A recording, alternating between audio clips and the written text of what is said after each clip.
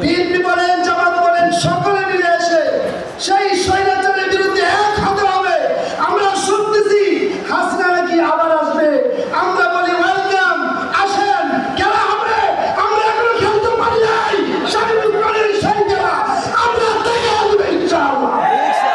সম্মানিত উপস্থিতি, আমরা বলি সকলে একত্রিত হয়ে এই লেনিন ফ্যাসিস্ট হাসিনাকে এনে বাইতুল মুকাররমের সামনে এসে তাকে জুতা দিয়ে ভালো করে ফাঁসির কাস্টে ঝুলানো হোক, তখনই আমাদের রক্ত ঠান্ডা হবে। ঠিক কিনা মুসলমান?